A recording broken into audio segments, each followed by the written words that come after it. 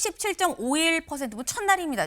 투표 이틀 동안 하는데 그중에 첫날. 높은 겁니까? 낮은 겁니까? 상당히 높은 거예요. 높은 거다. 지난번 전당대회에서 한동훈 이제 당시 당대표가 당선될 그때 같은 경우는 28%대였거든요. 이 투표율이. 그러니까 네. 지금 이거는 지금 상당히 투표율이 높다는 겁니다. 그렇기 때문에 그만큼 당원들이 절체절명의 위기인 국민의힘에 대해서 자기 당권 주자가 어떤 사람이 선택되어져야 된다든지 깊은 관심을 표명하고 있는 거죠. 안철수 조경태 후보가 네. 막판 단일화가 됐으면 그 열기로 해서 3번 찬탄과 반탄 각각 한 명씩 결선 구도가 가능성이 일부라도 있었을 건데 네. 지금 안철수 조경태 후보가 사실 후보 단일화 실패했지 않습니까? 이렇게 해보면 결국은 이제 여러 가지 여론조사 지형을 살펴보면 김문수, 장동혁 후보가 결선에 갈 확률이 매우 높아 보인다. 반탄파 후보들끼리 결선을 치를 가능성이 매우 높아 보이고 1. 김문수 단판 승. 2. 반탄끼리 결선. 3. 찬탄 대 반탄 결선. 이게 대체 뭐냐. 지금 국민의힘 전당대회 중이다라고 말씀을 드렸죠. 오늘 오후 6시까지 일단 여론조사를 쭉 돌리고 요 결과가 내일 공개가 될 겁니다. 그럼 내일 공개가 돼서 과반이 있으면 바로 당선이고요. 당대표가 되는 거고 과반이 없으면 결선으로 갈 수도 있다라는 건데 제가 지금 말씀드린 37.51% 어제 첫날 이 여론조사는 첫날이었었어요. 같이 볼까요? 네, 첫날 최종 투표율이 37.51%였었다. 그래서 요때 이 조사를 하고 이 선거 투표를 안 한 사람을 대상으로 오늘 ARS 투표가 추가로 좀 진행이 될 예정이다라는 거예요. 이게 김성태 의원님. 예. 37.51%면 첫날입니다. 투표 이틀 동안 하는데 그중에 첫날. 높은 겁니까? 낮은 겁니까? 상당히 높은 거예요. 높은 거다. 지난번 전당대회에서 한동훈 이제 당시 당대표가 당선될 그때 같은 경우는 28%대였거든요. 이 투표율이.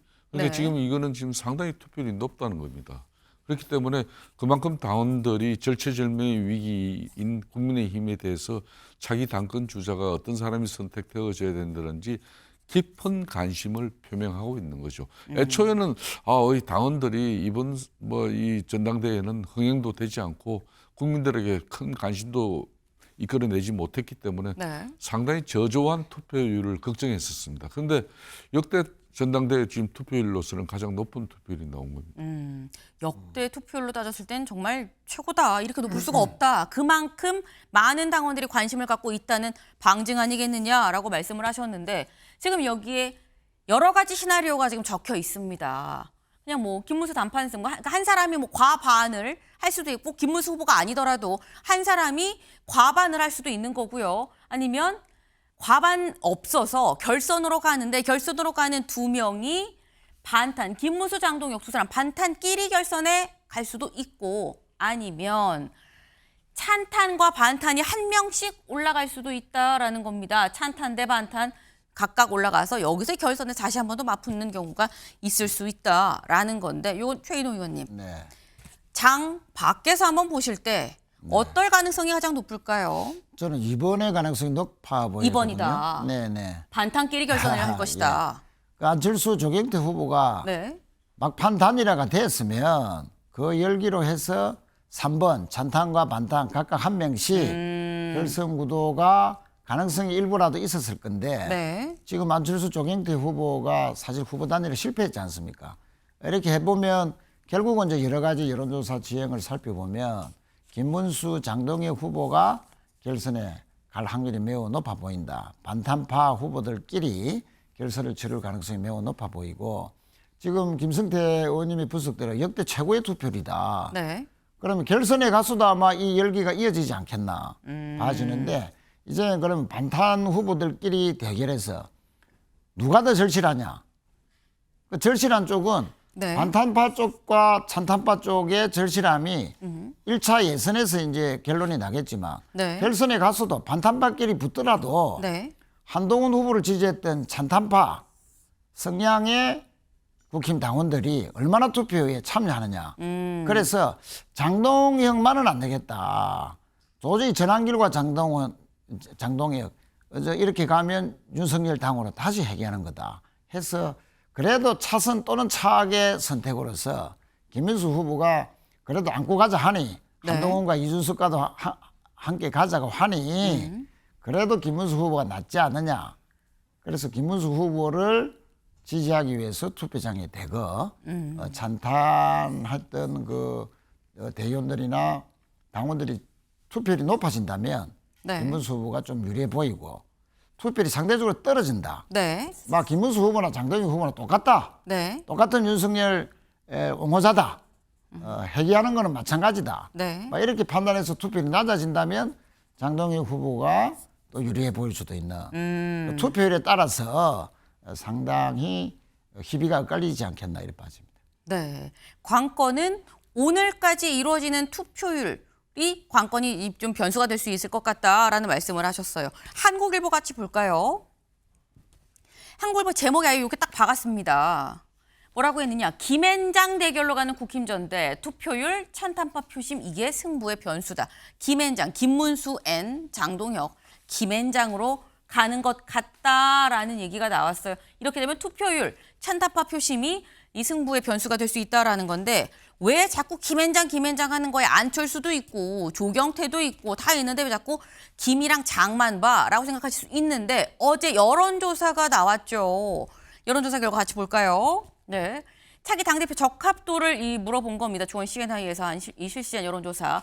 일단 국민의힘 지지층을 놓고 봤을 때 조경태 10.1, 장동혁 35.3, 김문수 33.3, 그리고 안철수 9.2%의 지지를 받았다라는 거죠. 이번 이 여론조사에서는 장동혁, 김문수, 조경태, 안철수 순이었다. 근데 이건 국힘 지지층인 거고요. 8대2로 2는 민심이 들어가죠. 8은 당심, 2는 민심. 전체 민심을 좀 물어봤을 땐 조경태 24, 장동혁 18.1, 김문수 17.8, 안철수 10.2라는 겁니다. 그래서 20% 들어가는 거는 조경태, 장동혁, 김문수, 안철수 순이었다라는 거. 그러다 보니까 봐서 자꾸 80%가 들어가는 이 당심에 있어서 장동혁, 김문수 두 사람이 결국 김앤장으로 올라가는 거 아니야라는 건데 김성태 의원님 지금 투표율이 관건이다라고 했는데 찬탄파 표심이 어떻게 될 것이냐라는 얘기가 지금 나와요. 어떻게 전망하십니까? 그러니까 지금 이제 막판까지도 이제 조경태 후보와 안철수 후보 당의 실질적으로 변화와 계획을 주창하는 그런 네. 찬탄파 의원들이 단일화를 갖다 촉구했었죠.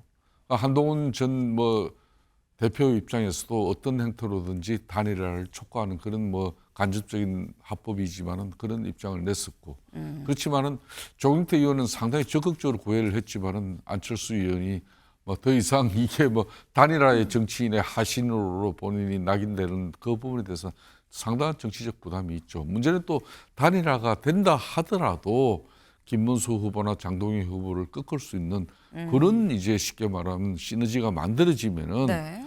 해볼 수도 있었겠지만은 그렇지 못한 상황에서 되려 또 단일화에 또 자신이 희생양이 될 수 있다는 그런 정치적 불안 이런 부분이 하여튼 단일화가 이루어지지 않습니까? 네. 그러다 보니까 이제 강성 지지층이나 또 당의 실질적인 영향력을 행사하고 있는 기존 주류 인사들, 흔히 말하는 친윤 인사들이 아무래도 이제 김문수 후보나 장동영 후보에 지금 이제 다 입장들이 웬만큼 쏠리는 것 같다. 그러니까 이제 초반부는 대체적으로 장동혁 후보 쪽으로 그게 다 갈 거다 그랬는데 네. 대려 이제 시간이 지나면서 흔히 말하는 친윤 인사, 좀 기득권 그런 영향력을 가진 의원들도 네. 대체적으로 당원들의 뜻에 맡기는 그런 분위기예요.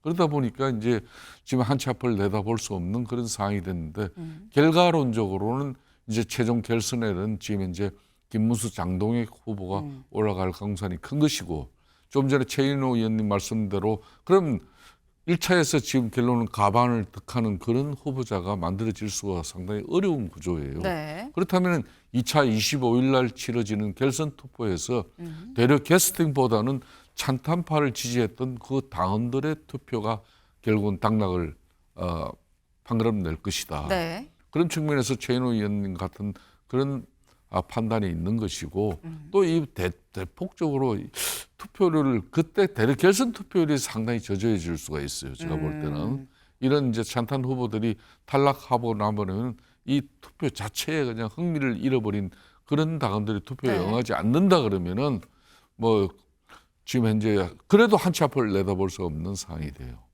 지금 말씀을 계속 쭉 들었는데 결국 제가 생각했던 답은 안 나왔어요. 제 질문은 이겁니다.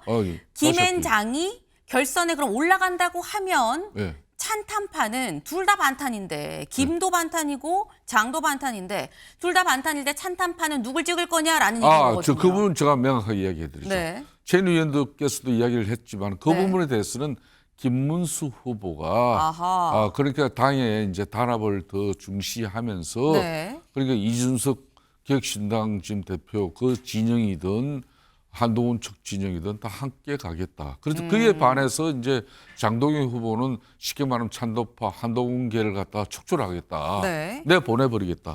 이렇게 하거든. 그 부분이 명확하게 갈라집니다. 그렇기 때문에 그는 한동훈이나 또 이제 조경태 이제 안철수 의원을 지시했던 그 네. 이제 당원들의 판단은 그게 상당한 영향을 끼칠 거라고 저는 보고 있습니다. 네. 물론 아직 결과가 나오지 않았습니다. 결선에 갈지 안 갈지도 모르는 상황입니다만 추측을 해보건대 만약에 김앤장이 올라간다고 하면 김문수 후보가 당선 가능성이 더 높은 거 아니겠느냐라는 말씀이에요. 그런데 사실 또 여기에서 볼 부분이 김성태 의원님. 예. 그렇다고 하면 한동훈 대표가 상식적인 지지라고 얘기를 하면서 조경태 의원을 사실상 공개적으로 계속 지지를 해왔거든요. 네. 이번에 조경태 의원이 몇 %를 받을 것이냐. 만약에 이 결선에 못 간다고 해도 이것도 중요합니다. 이 변수가 하나 남아 있습니다. 2021년도에 네. 그때 또 국민의힘도 상당히 지리멸렬한 그 국민적 지지나 국민적 신뢰가 상당히 상실된 형편없는 상태였어요. 그 전당대회를 통해서 당이 바로 서지 못하면은 2022년 대선도 그렇고 뭐 서울, 부산 이런 시장 보궐선거도 다 힘들어질 것이다 그렇게 봤어요. 네. 그런데 그 전당대회에서 35세의 약간 당시 이준석 후보는 현역의원 뺐지 한 번도 단 경험이 없는 노원에서 3번 떨어진 그 경험밖에 없는 젊은 청년이었어요. 그런데 그 후보를 우리 당원들이 상당히 전략적 사고로 전략적 선택에 의해서 네. 이준석이를 당대표로 만들었어요. 그런 경험이 있기 때문에 네. 그러니까 기존의 현역 의원들 중심이나 뭐 원외위원장들 기존 이 정치 세력들의 판단보다는 순수한 이 당원들이 지난번도 그랬지 않습니까? 한덕수 후보 단일화 과정에서 그걸 갖다 최종적으로 부결시키고 김문수 후보를 유지시킨 것도 바로 당원들의 뜻이었거든요. 그렇듯이 이번에도 이 절체절명의 위기를 우리 당원들이 어떤 전략적 사고를 할 것인가 거기에 따라서 조경태나 안철수 후보가 의외에 또 뭐 성적표를 만들 수 있다는 그런 뭐 좀 기대 아닌 기대를 좀 해보는 거죠. 네.